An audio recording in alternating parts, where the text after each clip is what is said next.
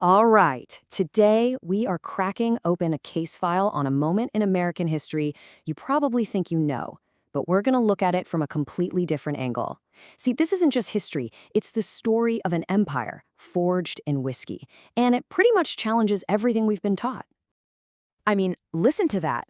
That one sentence just sets the stage perfectly, doesn't it? It frames this whole thing not as a simple tax dispute, but as a high-stakes David and Goliath battle for control of the economic lifelines of the American frontier. So the history books tell us the Whiskey Rebellion was all about poor farmers rising up against an unfair tax. But the evidence we're about to look at, it points to something else entirely, something way more calculated. This looks less like a rebellion and more like a hostile corporate takeover. To really get what's going on here, we first have to understand the incredible business at the center of it all. And it all starts with a concept they called the winter forge. Okay, so let's break this down. Back in the 1700s, snow would block the mountain passes for months. You've got all this grain, but it's super heavy, it's bulky, you can't transport it, so it just rots. The winter forge was the genius solution to this problem. You distill that grain into whiskey. Suddenly, it's not just a drink, it's liquid gold. It's a high-value currency that you can actually move. And who was running this whole operation? Well, meet William and Samuel Gardner. Now, these guys weren't just simple farmers with a still out back. No way. They were more like merchant warlords, strategic thinkers who basically controlled the economic lifeblood of the Pennsylvania frontier, all from their base in Sherman's Valley. And here's the proof, our first piece of hard evidence pulled straight from the court records. This wasn't some illegal backwoods operation. We're talking about a large brewery, and get this, it was officially licensed. This one little document proves just how big and how legitimate the Gardner operation really was, long before any of this conflict started. So, you've got this powerful, independent economic engine humming along on the frontier. What do you think happens next? You guessed it, a direct challenge from the new federal government. Let's dig into the real motivation behind that famous whiskey tax. Now, here's a key detail they usually leave out of the textbooks. This tax wasn't just about paying off national war debts. Turns out, President Washington himself was deeply invested in a rival land company, the Ohio Company. He personally needed cash to pay off his debts, and the Gardners' hugely profitable business was sitting there like a big, fat target. 1791. That's the year. That's the year everything changes. Alexander Hamilton, on Washington's orders, pushes through the whiskey tax. And for the Gardners, you gotta understand, this wasn't just a tax. This was a declaration of economic war. And this really lays out the two sides perfectly, doesn't it? On one hand, Washington is talking about national unity and enforcing federal law. But from the Gardners' perspective, they controlled the river trade. For them, this was a direct assault on their business, a hostile takeover designed to wreck their profit margin and let the government seize control of their territory. And boom, here it is, this smoking gun, a document straight from the War Department, issuing felony warrants for the heads of the Gardiner Syndicate. And look at the charges, unlicensed distilling and inciting rebellion. The federal government was literally making its move to legally take their entire operation apart, piece by piece. So, the full power of the U.S. government is coming down on them. What do the Gardners do? Do they surrender? Nope. They execute a brilliant strategic pivot.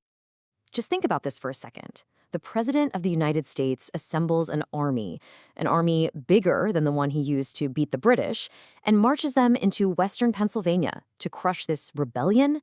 And when they get there, nothing. The main targets, the Gardners, had just vanished. And this wasn't a panicked escape. Oh no, this was a calculated retreat. They used the river systems to move from the hot zone around Carlisle to a remote fortress, the geographical center of the state, a place that would literally become known as Center County. The strategy was just beautiful in its simplicity. Get beyond the government's reach and rebuild the machine. And we know they did it. Right here is the deed. We see John Gardner patenting land and setting up a brand new commercial hub, a ferry and a tavern, right at a key spot where two rivers meet. So they weren't just hiding out in the woods, they were immediately laying the groundwork for their next big move. Okay, this is where the story gets really incredible. The Gardners didn't just get away from Washington's army. They actually used this whole situation as a chance to upgrade their entire business model. So the key thing to get here is that this move to the center wasn't a defeat for them, not at all. It was a catalyst. They used their new remote location to build something bigger, better, and way more self-sufficient than what they had before. And check out this new model. It was a totally closed loop. Samuel Gardner was still the one making the whiskey, of course. But now they're partnered up with a guy named Roland Curtin, who ran a local iron forge. He starts making goods like beaver traps. And then their new distribution center, a Masonic lodge of all things, ships it all downriver to supply the incredibly profitable fur trade out west.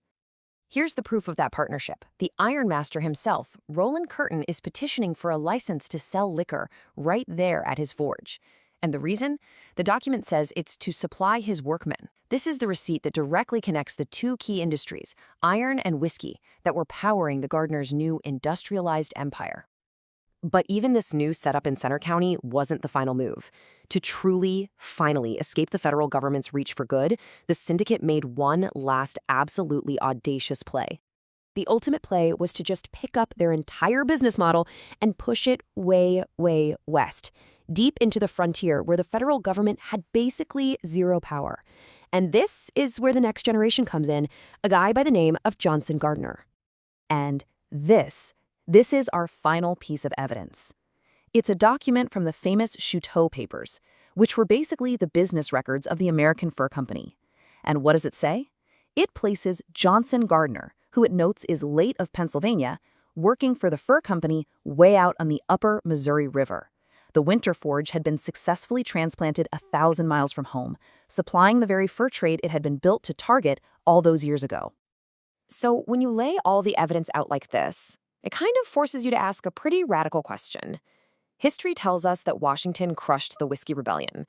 But the Gardners, the main targets of that whole affair, they didn't just escape. They built a bigger, more powerful, and geographically massive commercial empire. They didn't just survive, they thrived. It really makes you wonder who actually won. What do you think?